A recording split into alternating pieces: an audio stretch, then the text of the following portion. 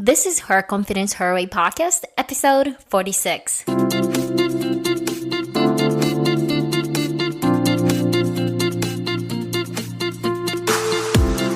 Are you feeling not confident? Are you telling yourself, no, you're not good enough? You know you can do more. And you know you're better than who you are right now. Ladies, it's not time for you to give up on who you are. Welcome to Her Confidence Her Way podcast. I am Emiko Rasmussen, a confidence building coach and host of this podcast.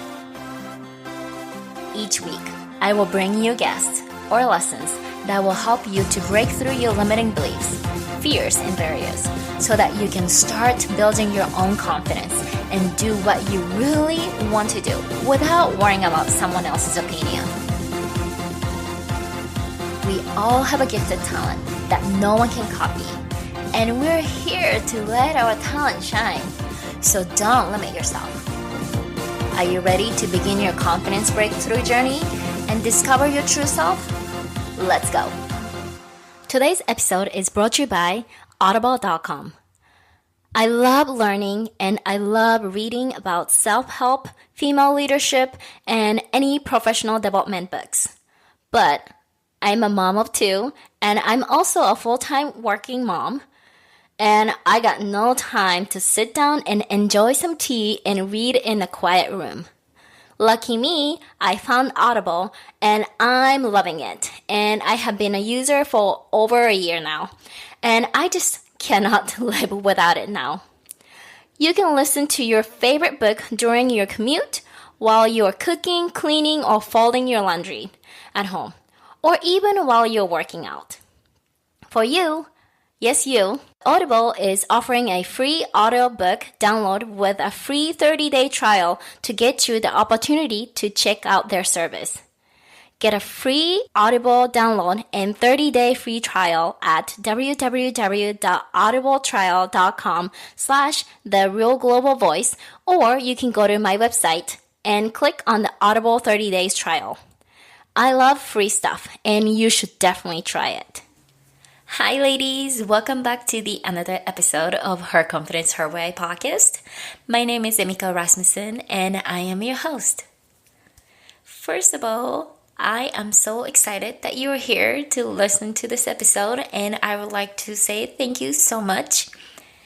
Secondly, I hope you had already checked out the previous episode, which was the birthday episode. It was a very special one. So if you haven't listened, please make sure to download and check it out.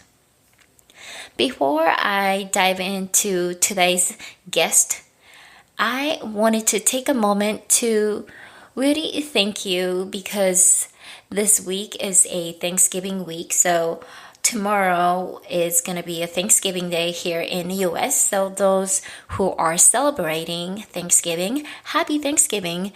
Make sure you're not eating too much. That is always my thing. I always get worried. But at the same time, I try to enjoy the time that I'm spending with the family and food as well, because there are so many people out there who are not having that opportunity to have those family gathering and have this nice food to eat and enjoy. So I am very thankful for everything that I have around me, and I'm really thankful also for you guys who are supporting me for my podcast journey and allowing me to share my lessons for everyone who are listening to this podcast. And I'm hoping that you guys are learning something from either me or from my guest.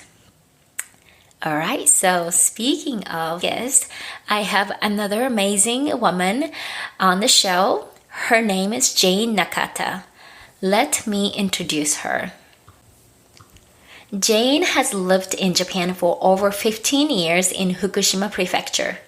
She is the mother of two small kids and the owner of Transformational Retreats by Jayne Nakata, where she is able to work in her zone of genius, producing retreats around Japan that transform the lives of the women who attend. She coaches Japanese women on how to live their best life now. By using English, she helps her clients to tap into the power that is in every woman, hidden below the demands of being a daughter, mother, wife, employee.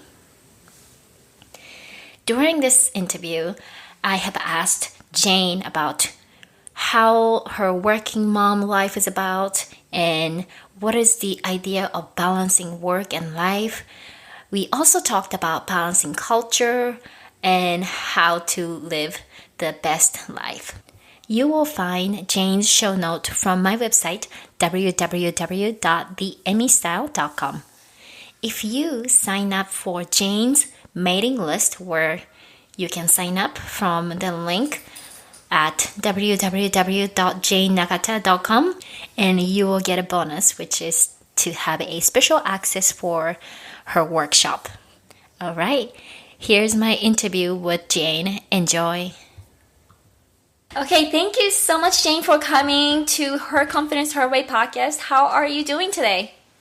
Yeah, I'm doing really good. Thank you for inviting me to join you on this podcast, Emiko. I'm really excited to be here and to talk to you today. Yes, definitely. We are connected through Helen, right? Yes, Helen. Yeah. That's right. Yeah. And when I went back to Japan, I had an opportunity to meet Helen. So it was really, really cool. I actually learned myself that I'm really bad with directions. I should have known. I should have known, but Helen gave me a great direction to get to where I need to go to, but I was in this like little own world and trying to follow her direction, and I wasn't really looking at the bigger picture, so I missed the memo. Oh dear. but I saw it. the photo, so you made it eventually to meet yes, her. Totally yeah.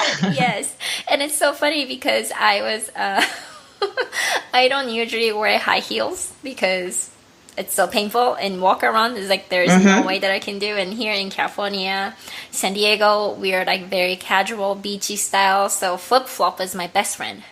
Right. So when I went to Shinjuku, that's where she lives, and I was wearing like nicer black dress and a flip flop, and then I had a pair of high heels just with me. So I was planning on like switching it right before I meet her. But then I'm like, I completely forgot about it. I'm like, oh my gosh, I forgot to change it. So but I eventually changed it, but then I changed back because it was just so uncomfortable. So that's just a little bit of a story there, but anyway, that's a funny story. Yeah. So welcome, Jayne, and can you tell us, I know I have already mentioned you about your bio, but can you tell us a little bit more about who you are and what you do? Sure. So I'm actually from New Zealand originally, and I came to live in Japan 15 years ago when I just graduated from university. And I came to Japan as an English teacher, working for a big English conversation school. Mm-hmm. And I actually met my husband very soon after I arrived in Japan. And was he a student? Sorry? Was he a student of yours? Yeah, he was actually. But he, it was all above board because he did leave the school very soon after I arrived. But when he was leaving, he said, if you have any trouble, please just contact me and I'll be happy to help you, because I was very new to Japan. And I thought he liked me, but it turned out that he gave his business card to a few teachers. So I wasn't so special, but in the end it all worked out, and we've been married for 13 years now, and we have 2 children. One is 3, a little boy, and one is 6, a little girl. And she'll be starting elementary school next year in April. Fun. So, they keep me busy. And when they're at school, that's when I do my other work, which is, I also teach English still, but I'm more teaching on my own terms now rather than working for a big Eikaiwa school. And I teach mainly women, and even though we're actually learning English, we're doing more life coaching through English. So we talk about things like, how could they improve their lives, or what changes could they make to get the life they want. while using English. So it's quite fun. Yeah, And definitely. It's like a 2-in-1. yeah. Like a jackpot. 2 for 1. Yeah. And I also run a business called Transformational Retreats by Jayne Nakata. And that is where I organize retreats for women. And, the word retreat is a little not so common or not well known in Japan especially. But basically what it is just going away from your daily life for a few days to relax and refresh and to do something different. And through that, you meet new people, you can learn something about yourself, improve something about yourself, and hopefully transform something about yourself. So beautiful. I organize those kinds of events for women from all over the world, but particularly women living in Japan. And recently we just came back from Kyoto. We had 2 days in Kyoto there were 8 of us all together with a photographer. And we went around Kyoto learning how to use our cameras properly and take beautiful photos of the amazing scenery that we have there in Japan and especially in Kyoto. And eating great food and meeting new people. And it was just an amazing experience, an amazing You're weekend. making jealous right now. Wow. That is so great. So that's what I do when I'm not being a mum, but I'm always being a mum. I think we'll talk a little bit about balancing and things there. But yeah, that's what I do with my days. So pretty busy. Yeah, you know what? Thank you so much for giving us this like a great explanation of what retreat is about, because it's kind of funny to say I have been through or I have participated retreat several times, right? I never really knew what exactly it is. Like I've never looked up the meaning, but you just learn from the experience and like, okay, this is like experience and it's called retreat. So it was actually like, it makes sense. But yeah, the very first time I went, I was a student, university student, undergrad student, and then we're going to the retreat, and everybody is so excited. And then I heard the word treat, because considering I'm still learning English, and treat, okay, like treating myself, but then I'm not sure about the part, like retreat. Right. So I'm like, what does that mean? But I went. And it was really amazing. It was like someone else's house. It was like a huge like mansion. And we did lots of activities and meeting different people. So it's like exactly what you kind of mentioned. So I'm like, oh, this is perfect. Yeah, exactly. Yeah. And for women, like getting a chance to do that is so rare. Yeah. And it's so difficult to make the time. Yeah, that's exactly what I was going to say too. Like, I feel like it's so hard for us to even justify, like, am I allowed to do this type of things? And, so I think it's so important to do. And, I cannot wait to talk more about it. But before we dive into the retreat and, this transformation and all that, I also wanted to talk about, recognize that you have been in Japan for 15 years, right? So living from New Zealand and living in a foreign country and, balancing those two cultures it can be very challenging. And I'm doing it as I speak, living here. And I know you're the same thing. You and I are completely the opposite side of it. But what was your biggest challenge while you're living in Japan, and how did you overcome those challenges? Yeah, I guess it's difficult to pinpoint one biggest challenge because like adjusting to Japanese culture is something that is perhaps never finished. Like I can never be a 100% Japanese person, no matter how hard I try, and even Japanese people struggle with Japanese culture. They're worried, am I doing this right? Right. Is this the correct way to do this in this situation? So for me, that was the biggest problem because I like to do the right thing personally. Yeah, I want to be the person who is not making the big social embarrassing mistake. Yeah. So being in Japan was very stressful for me at first because I just didn't know what are the rules here. And in my first week in Japan, I was living in an apartment alone, and I had some neighbors next door who were very kind to me and very helpful.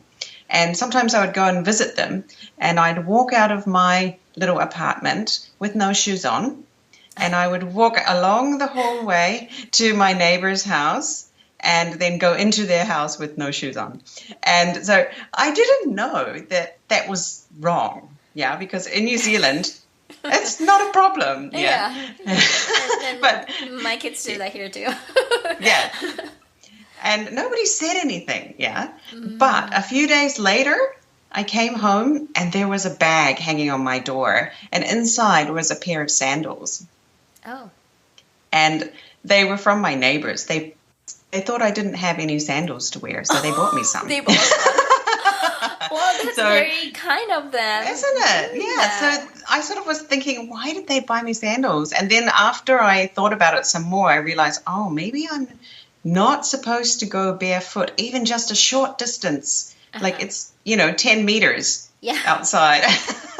And it's not dirty. There's no mud there, it's just, but yeah, I didn't understand the inside and the outside and where that line is and things like that. So I had many embarrassing experiences like that. I didn't realize at the time, but later it hit me like, oh my God, I just did the major social faux pas, we say in English. It's like a major embarrassing thing that I did. Yeah, so I'm still learning. Yeah, and every time now I have a family, every time my kids do something new, like start kindergarten, and now I've got a daughter starting elementary school, it's going to be lots of new things to learn again. Being open-minded and just watching what other people are doing and saying, okay, this is how we do it here, because, there are differences even within Japan. Like in my city, it's usual for parents to do X, but in another city, that is not appropriate or that is not done. So, and, when people move between cities in Japan, even they notice there's differences. Yeah, definitely. So, yeah, we really just have to look around and see, okay, what's normal here? Okay, and try to fit in as best as you can. And I'm kind of lucky because I am a foreigner. People don't expect me to know. So if I make a mistake, people are generally understanding. Whereas the Japanese person maybe wouldn't get so much understanding. True, they would just get told off, perhaps. So I am lucky in that people will give me some leeway in that respect. Well, that's good that people are really accepting. Well, I don't know if it's accepting is a good word, but they're kind of like understanding. Well, she has a different culture background, and I think it's very important, and not to be mad about the difference, right? But to just really embrace the difference, and we learn from each other. And I really love what you said about watch what people do, because you mentioned about your daughter going to elementary school, and I don't know if your daughter is going to like that Japanese school or those. Yeah, it's just a regular Japanese school. Regular school, right? Okay, so my daughter actually got to go to this local elementary where I graduated as kind of like a taiken gakushu, like experience, just a short period of time, and she got to go to, right? And then obviously she can speak Japanese, but she cannot read, she cannot write, right? And she has no idea about how the school works, but she enjoyed it, and she completely followed. Even food, kyushaku, is completely different than what they serve here in US. So, but she ate majority of them. Surprisingly, the only thing that she didn't eat is natto, which I don't like it, and I don't. Yeah, that's pretty rough. Yeah. So she and I had to write a note in advance, because I checked the menu in advance and I noticed like, oh, there's a natto. I don't think she can eat it. So I told them like, I'm so sorry, but this is one thing that I would ask not to serve, because I hate to waste the food and blah blah blah. So it worked out. So that's great. And then so what kind of advice would you give to a woman who has a similar life like you and me?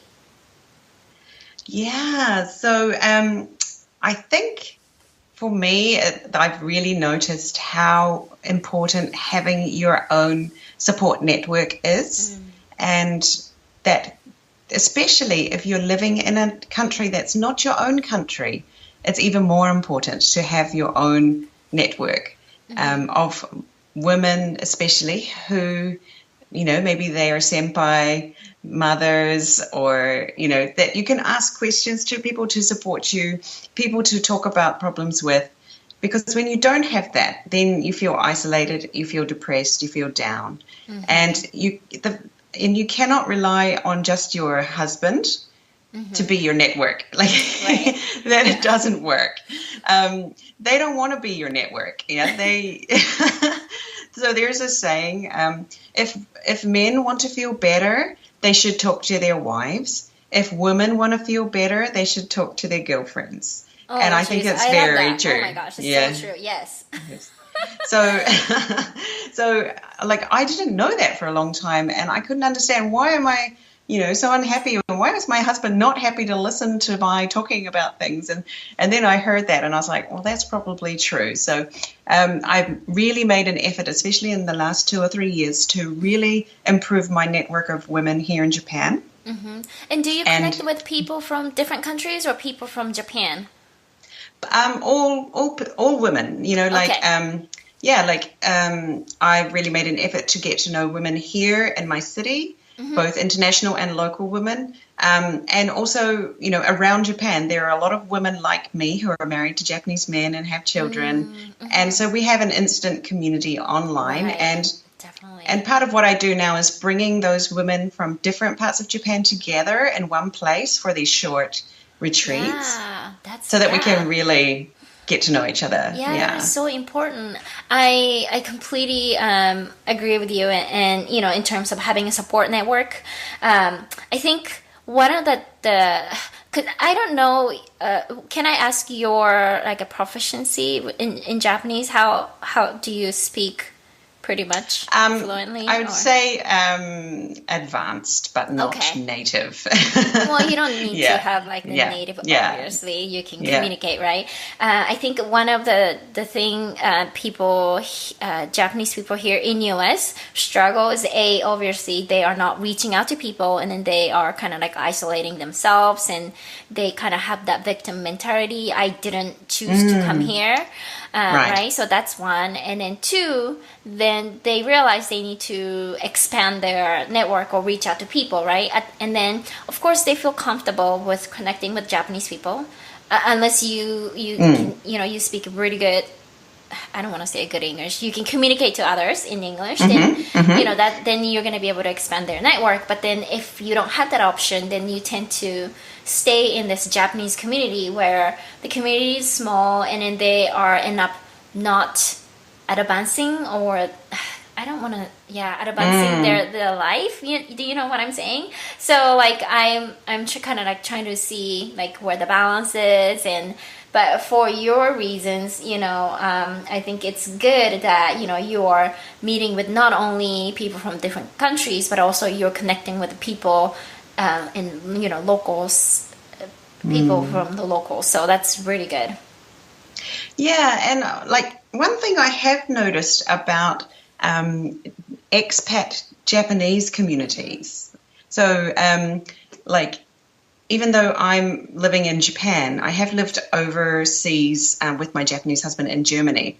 And I met a lot of Japanese people when I lived there, and they were in this Japanese community in Germany, And I really noticed this really interesting dynamic amongst the group, as if they had recreated Japan in Germany, and with all of the social rules and norms.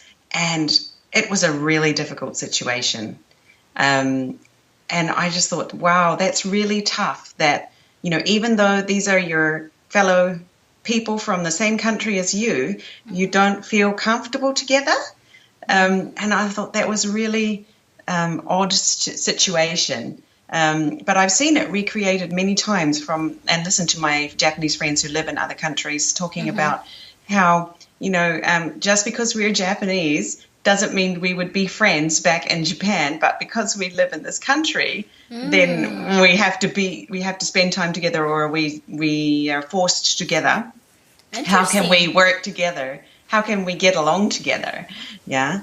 I thought that was a really different a sort of difficult situation. And Yeah. I've also noticed that with people from my own country. I'm from New Zealand. I'm very harsh, not harsh, but like tough on people Okay. from New Zealand. Yeah. Like I'm more open to people from other countries, whatever that might be, France or Germany or whatever. But people from New Zealand, I'm like, would we be friends in New Zealand? Maybe not. Okay. Yeah, let it go. So yeah, it is a difficult thing to balance. Yeah. Yeah. Yeah. Like wanting to spend time with people who speak your language. But yeah, how easy or difficult is that? Yeah. Yeah, definitely. Balancing is so key. And speaking of balancing, let's also talk about balancing for work and life. As mentioned that you have two children, and let's talk about the life as a working mom, because you have kids and you also do your own business. And I would like to ask you. I know this is kind of like a hot topic, and as balancing the work and life, like what? Yeah. How do you see this concept? Yeah, so I realized very early on that like work-life balance for mothers who work full-time is just like unachievable almost, especially in Japan when you're expected to work such long hours. Yeah. And how can you do both? Well, something has to give. Yeah, you have to give up something. Yeah, you cannot be a perfect mother, a perfect employee, and a perfect housewife who has the perfect house. It's just not going to happen. That's my opinion. And a lot of the women that I coach still believe that if they tried a little harder, if I just worked a little harder, I could do everything. And so I try to ask them to let that go. And to see, that it's okay not to be perfect. It's okay if your house is not clean. Yeah, we were just talking about that, right? This room, like that I'm using in this room, is like so dirty. I'm like, whatever. Yeah. You are not a bad mother if you don't get up at 5 a.m. to make karaben for your kids, okay? So, let's just lower the standards a little bit. And then make it easier for you, because women carry so much of the family's responsibilities themselves, even if they try to share with their husbands. Still, it's not even, is it, really? Yeah. Yeah. And then in Japan, sorry, go ahead. In Japan, I think that men, the role, the house role, I don't know how to call it, but of men is more towards the like the breadwinner or the income, the source of income, right? So men are not so much on helping the wife at home. I don't know, maybe the culture has shifted a little bit, and I hope that way, but I know like here in US people are very open about like giving a task to the husband. Like I don't even ask for my husband to choose, I give them a list. I was like, wow, that's smart. I think it's a lot more balanced perhaps in the United States than it is in Japan still. I think it's getting better, definitely. But maybe another generation or two is needed to get to the point where America is, because there's just so much pressure on women. Like it's from everywhere, magazines and the TV and every commercial you see. This is how you are a good mother. This is how you're a good wife. And it's really rough. Like as a New Zealander, I do not notice that those images so much in my own country, but in Japan, I noticed that very, very strong. And it's a lot of pressure for women. So I knew when my kids were born that I wouldn't be able to go back to working full-time and be happy as a mother and as a worker. But I also know I'm very lucky that I'm in the situation where I have a skill, which is teaching and coaching, that I can do in my own time. So when I want to teach. And so I went through a phase about a year ago where I just looked at everything I have on my schedule, all of my jobs, my teaching jobs, and I looked at that and I said, what is things that I'm doing that I don't really like? What are things that are taking me away from my family that I can give up? because these things that had appeared on my schedule, these are things I've been doing for 7 years, but they're not relevant anymore to my current life. Yeah. So I went through this sort of, I just quit things. I quit jobs. I gave up different things and got them all out of my schedule, so that now my schedule looks like when my kids are at school, that's when I'm working, and when they're not, that's when I'm not working. Right. And so now I can do them both. Yeah. Yeah, you're right. Yeah. But it wasn't easy to do that, to get from, I'm just working. So it went from I was working when my husband was at home, because he would look after my babies. Yeah. Okay. Oh, that's great. And then, so that was the original plan. And then they went to kindergarten, and I was like, well, now I should be working when they're at kindergarten, not when my husband is home, because that's nights and weekends. Yeah. So I had to change my schedule totally. And but now it works. But it was not easy to get, quit those jobs that pay you money and, and things. But, now I have a balance that I can work when my kids aren't here. I can spend time with them when they are here, and I can go away and do my own thing once a month or once every 2 months as well. Yeah. So, I'm feeling very happy now with the balance that I have achieved. That is so beautiful. Yeah, so it was hard work getting here. I bet. And then one thing that you mentioned is that giving up, and that doesn't mean that you're failing, or giving up doesn't mean that you're giving up forever. Like you gave up on something, but you kind of told yourself, like, when the time is right, when you have a time, and then you'll get to it again. So I think that's great to really shift that perspective. So I thought that was really beautiful.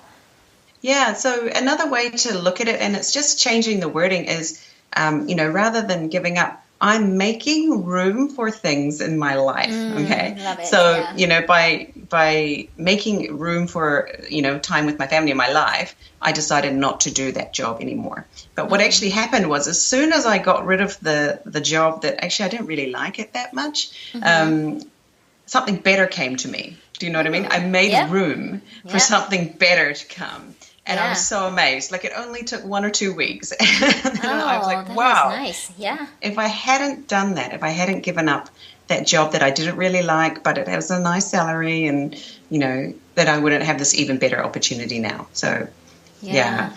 Definitely. That is so beautiful. However, as you know, as a working mom and, being a mom, there's also a moment where it's like, oh my gosh, this is so difficult to be a working mom, right? I mean, I had a little personal, like, emotional roller coaster, and I'm finally kind of recovering from it. But I'm just curious to see what was your moment of, like, oh my gosh, like, why being a mom, working mom is so difficult, like, moment, or like the time?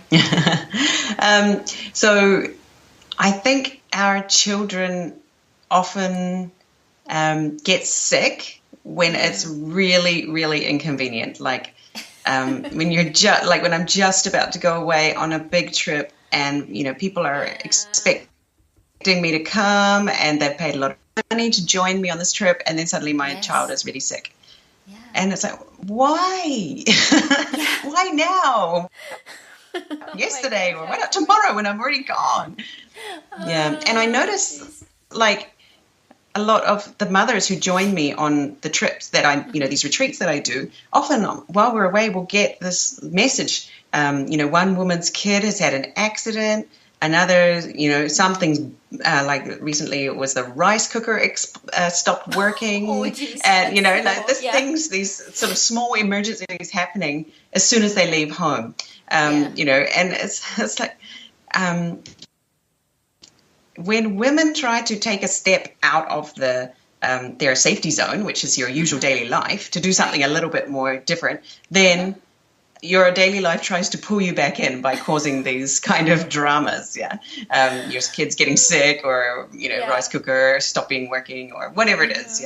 Mother-in-law falls down and hurts herself.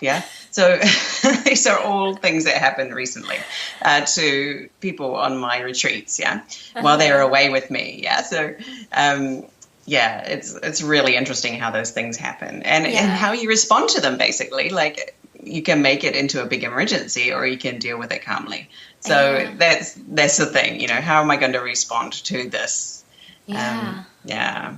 That's good. It's like a testing where you're trying to do something different than, what you're doing. And obviously you're stepping outside of the comfort zone and do things.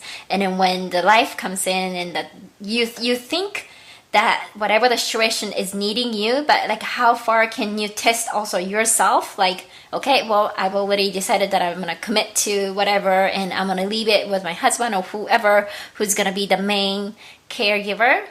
To really trust and trust others, to help you and sort things out for you, because in the case of my kids getting sick, of course I want to be there for them, but their father is also very well used to looking after sick people. He can do it too. It's just I have to get out of the way and let other people do something too. Yeah, definitely. That's something we all can learn from those experiences. Yeah. So you said you have mentioned that you have been coaching Japanese women so that they can have the best life they can. And I'm just curious, do you see, by going to those retreats and stuff, do you see any trends on like what they're struggling the most? So one thing I've noticed about women in Japan is that their identity as who they are in themselves, is so low down the chain. So first they are a mother. That's always the first. They are a mother, and then they're like an employee and a wife and all these other things, and finally they are themselves. So they it's like they have forgotten who they are and what they want, what they like, because they're so busy, pleasing other people, taking care of other people, doing their jobs. And so in one situation, one woman that I coached, we talked about, what would her perfect day look like? And when she came back with her perfect day, it was very simple things like I get up and I go for a walk with my dog, and then I sit down to breakfast and I eat freshly cooked rice and a certain kind of fish. And I said to her, why did you write that? And she said, oh, because actually that I just remembered that's what I like to eat for breakfast. And I said, well, what do you usually eat for breakfast? And she said, bread with jam. And I was like, why don't you eat that? And she said, oh, well, my husband likes to eat bread and jam for breakfast, so that's what I eat. And I was like, okay. So, along the way, she had completely forgotten that what she actually liked was rice and fish for breakfast.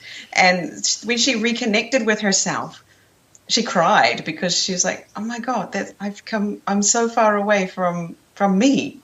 But I can see that it's not that hard to get back to being me. So it just those sorts of small, like the things that we work on together in my coaching sessions are very small things. How can you change your life without upsetting your whole family and like moving to Bali or becoming an artist in Ohio or something? And I know in California is the thing, like you don't have to change your whole life, but you can make these small adjustments that will make you really happy with the life that you do have, And definitely. So that's some of the things we work on together. And I really noticed that just making people aware of how they've because it doesn't just happen overnight. It's a slow process of and then one day you wake up and you're like, when did I start eating bread for breakfast? I know, like bread. It's like a small thing. It just becomes this like a mountain, and like you kind of like forgot, like, wait, how did that happen? How did I, let myself go too far? So that's great. So what type of women are good at, like, Canada? I don't know what's a good one, but like what type of person would be like coming to you and getting those coaching session? So generally they usually come to me to learn English. Okay. But I quickly usually find out there is something that they can that they want to change or that they're not happy with. And we often start talking about those things. and or because I will mention what I'm doing. Like, I'm going on this trip, and they'll say, well, how are you doing that? Like, I can't even go to the hair salon and not feel guilty for leaving my family to go to the hair salon. Yeah. How are you going away for 2 days? So, that's generally how we start. And they really enjoy, having these discussions, because this is not the kind of discussion you can have generally with your friends, perhaps. True. So it's a different relationship, and it's easy for us to discuss. And because we're using English. So I think for many Japanese people, when you're using English, you can almost tap into a different personality. Yes. Oh my gosh. Totally. Yeah. Yes. But you can also be the person you want to be, because in English you're more free. Yeah. Yes. Whereas when you're speaking Japanese, you have to be Emiko, who is this person who is the daughter of this person, who is the mother, who is, With but this heavy cultural expectation. Yes. Yeah. All of those things are wrapped up in speaking Japanese. But when you speak English, you're free. Yeah, you can say all kinds of things. So, and you can think things. Yeah, you can think amazing, crazy things you would never dare to think in Japanese. So yeah, definitely. Yeah, I like that. And then actually, one of my the listeners who connected with me via email, and then because I was a guest on one of the other podcasts, and the title was really like I forget what the exact title was, but it was like changing the identity when I'm speaking English, and I talked about it, exactly the same thing. And I don't know what it is, but I feel more open, and I can say things like more straightforward for certain things. So yeah, definitely, I love that. Okay, well, great. And then I think you have such a great talent, especially helping those women and turning their life into a better version of themselves. And I believe that everyone has a gifted talent that no one can copy. And I want to know, what is yours and how you're using yours. Yeah, that's a tricky question, I have to say. So I guess it follows on a little bit from what we just talked about. So now that I don't understand Japanese culture, but I'm getting there. I feel quite comfortable with Japanese culture now.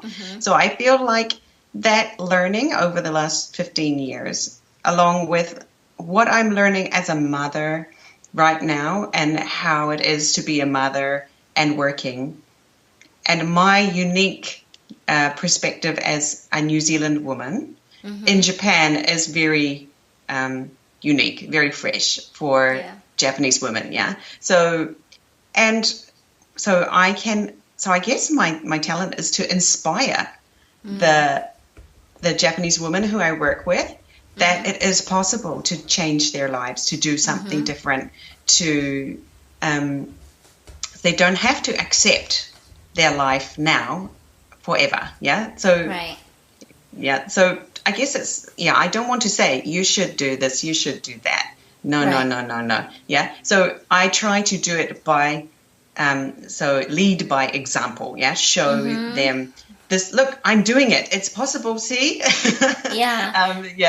So they can see that. And then because I'm not Japanese, they're open to my suggestions because it's coming from a different culture. Different perspective, They're much more, I feel they're much more open to my example, than perhaps another Japanese person, where they would be more comparing, oh, well, you live there, or your mother-in-law doesn't live with you, or whatever, like comparing very small things. But because I'm just, I'm a foreigner, I'm just completely different, then there's nothing to compare, So they just think, oh, well, she can do it. Maybe I can try too, So try to lead by example, or inspire my friends, my Japanese friends, and my coaching clients and things as well. Yeah. Wow, that is wonderful. So for those who are listening right now, are just, wanting to connect with you, right? So I'm just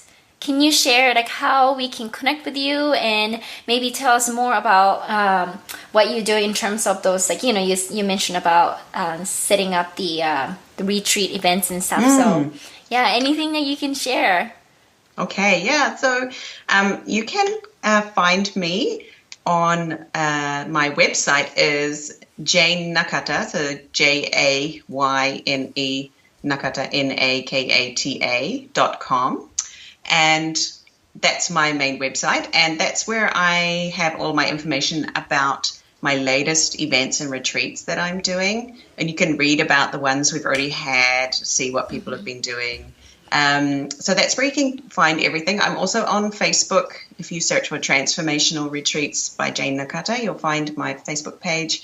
And I'm on Instagram. I love Instagram. It's a lot of fun. I think I'm connected with yours. I haven't used social media for a while, but yeah. So I'm a Jayne Nakata on Instagram as well. So you can see what we've been up to and have a look in there. At the moment, we just came back from our retreat in Kyoto. So if you go to my feed, you'll see loads of pictures on there of us doing that. Wow, I have to check it out.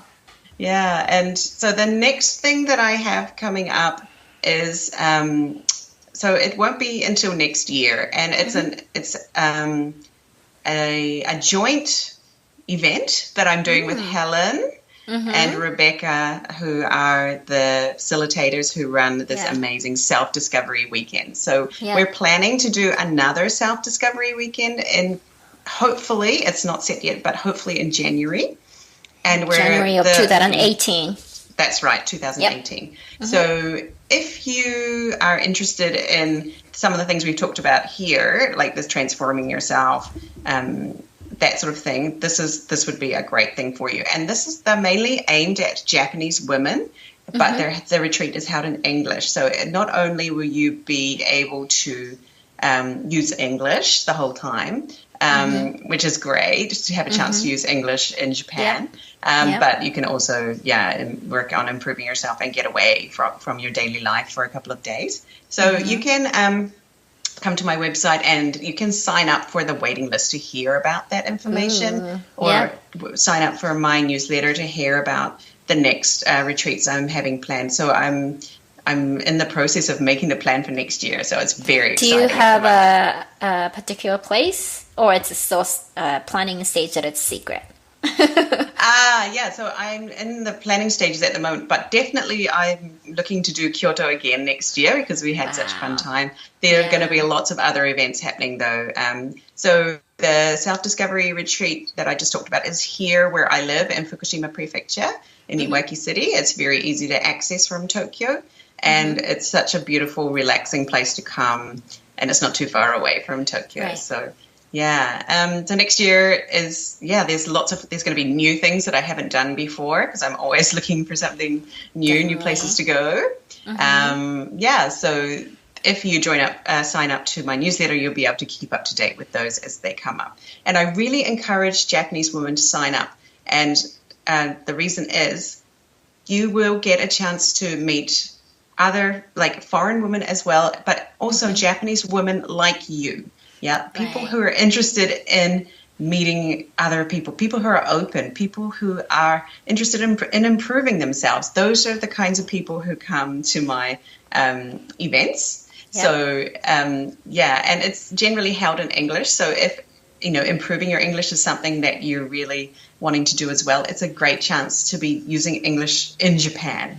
So you don't even have to go overseas to use English for 2 whole days. So definitely, it's a double bonus there. Yes, definitely. I hear a lot of my listeners and the members of my communities, one of the things that they struggle is the fact that they want to improve their English, but they don't necessarily have that opportunity, meaning they're not in that environment, so they don't necessarily get to speak. That's right. So I think it's going to be a great opportunity, and I'll make sure that I'll put your all the links that you have mentioned, and for those who are interested in, definitely check Jayne's website and sign up for either the waiting list or the newsletter. That's right. Is there anything else? And I just say, just say hi. Come over to Instagram or to Facebook and say, I heard you on Emiko's podcast. Reach out to me because, even just saying hi, it's great to get to know people, and especially people in Japan. And, there might be a chance we can meet up sometime if I'm in Tokyo or whatever. So I Even love to meet new from your people. local area. Who knows? Yeah. Who's listening? Who knows? Exactly.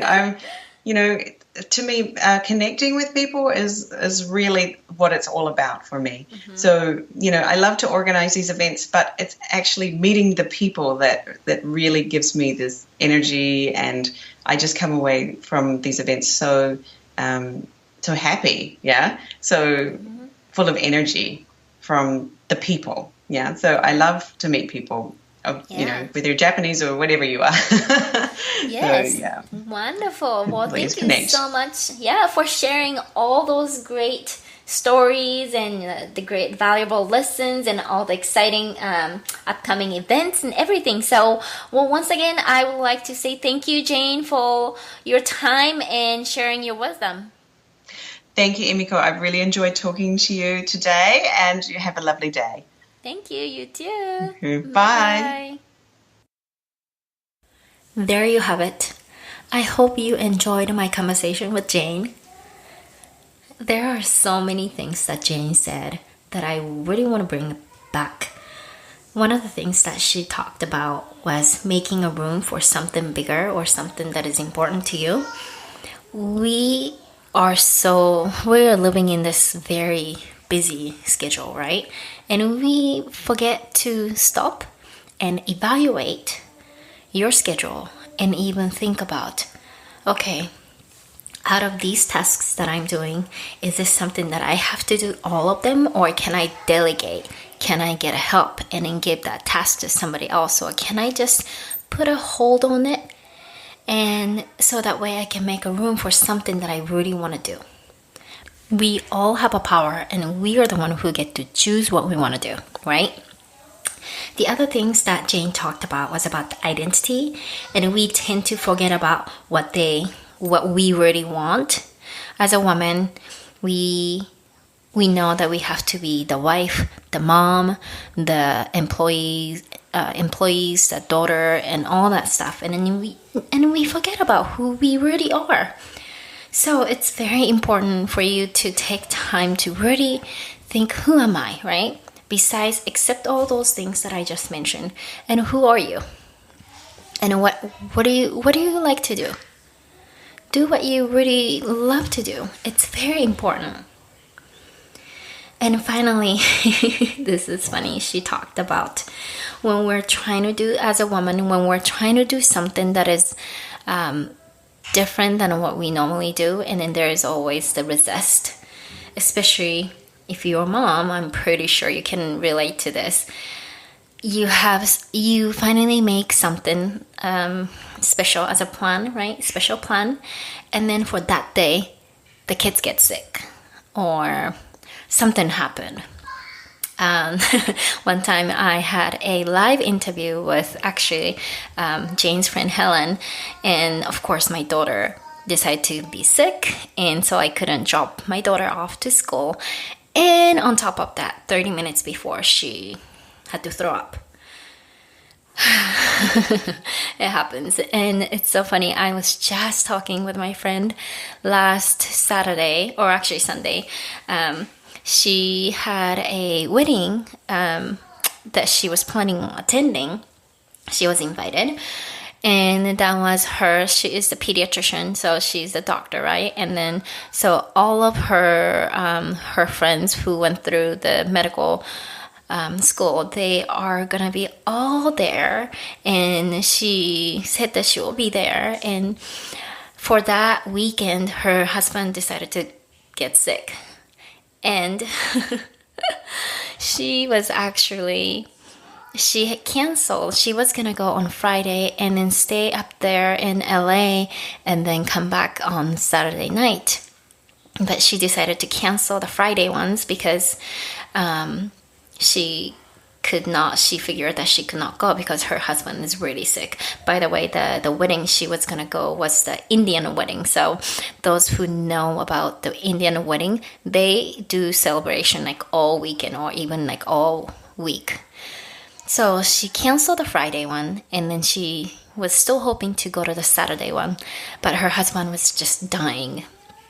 And she was planning on leaving around 4:30 to get to Long Beach, LA, and around 6:30. And she was about to just sneak. She dressed up. She did the makeup, the hair, and then she even put a dress. So she has 3 kids. She put 2 older kids in pajama already. She prepared everything to make her husband easy for his task. All what he needs to do is just be there and supervise, although he's dying with high fever. And of course, just right about she was leaving the house, her youngest son woke up from the nap. He was crying and he didn't want to let the mom go, and at this point she figured that she cannot go. But imagine, you have already dressed up, did the makeup, did the hair, everything. So yeah, she told me, she was like, I was just crying because I really wanted to go. I did everything I could.